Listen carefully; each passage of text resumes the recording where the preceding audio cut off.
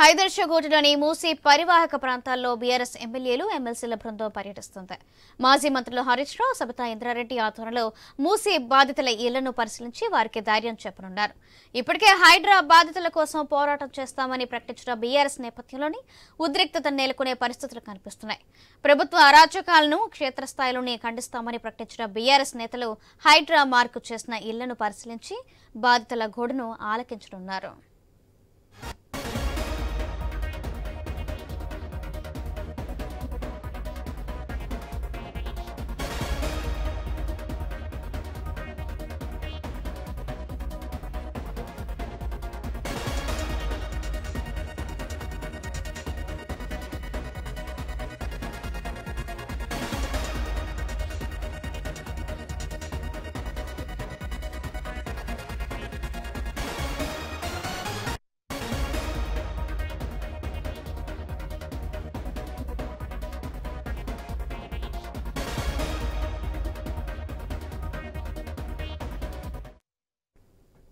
హైదర్షగూడలోని మూసీ పరివాహక ప్రాంతాల్లో బీఆర్ఎస్ ఎమ్మెల్యేలు ఎమ్మెల్సీల బృందం పర్యటిస్తుంది.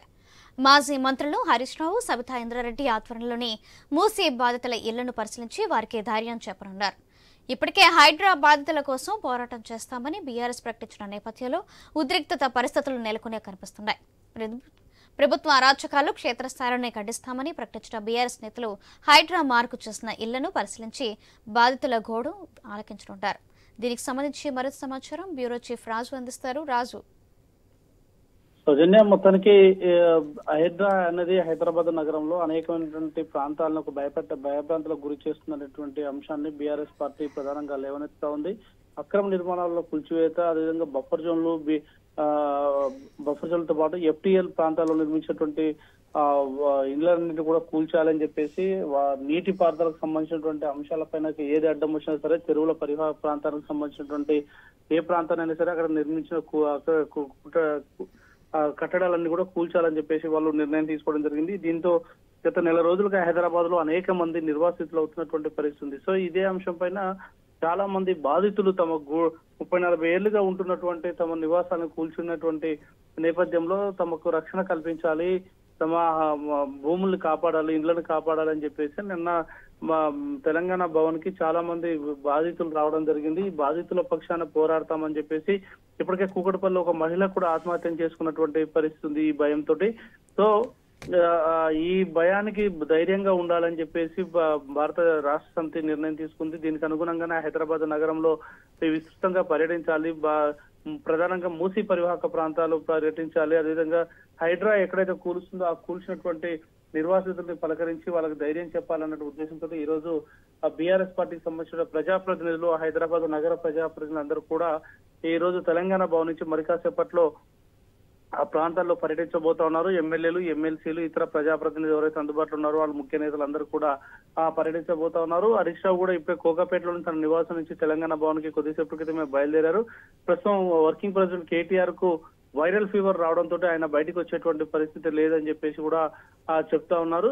మరి ఒకవేళ సహకరిస్తే ఆయన కూడా వచ్చి జాయిన్ అవుతారనేది కూడా చెప్తున్నారు. సో మొత్తంగా హరీష్ రావు నేతృత్వంలో సబితా ఇంద్రారెడ్డి, అదేవిధంగా ఇతర KP Vivekanand, Madhavaram Krishna Rao, Jubilee Hills MLA Gopi, Musheerabad MLA Muta Gopal, కాలేరు అంబర్పేట ఎమ్మెల్యే కాలేరు వెంకటేష్ తో పాటు ఉప్పల్ ఎమ్మెల్యే బండారు లక్ష్మారెడ్డి, ఎందుకంటే వాళ్ళ పరిసర ప్రాంతాల్లోనే మూసి పోతున్నటువంటి పరిస్థితి ఉంది కాబట్టి ఆ మూసీ పరివాహక ప్రాంతాలన్నిటి కూడా పర్యటించి అక్కడ ఉన్నటువంటి ఆ నిర్వాసితుల సమస్యలు, వాళ్ళ ఇబ్బందులను తెలుసుకొని ప్రభుత్వం దృష్టికి తీసుకురావాలని చెప్పేసి నిర్ణయించుకున్నారు. అందులో భాగంగా ఇప్పుడు బయలుదేరుతున్నారు.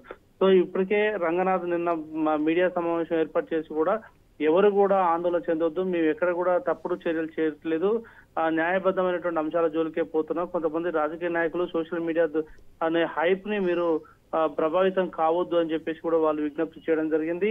అదేవిధంగా మూసీ పరివాహక ప్రాంతంలో ఎక్కడ కూడా కూల్చివేతలు జరగట్లేవు, వాళ్ళందరినీ కూడా ఇతర ప్రాంతాల సురక్షిత ప్రాంతాలకు తరలిస్తున్నాము.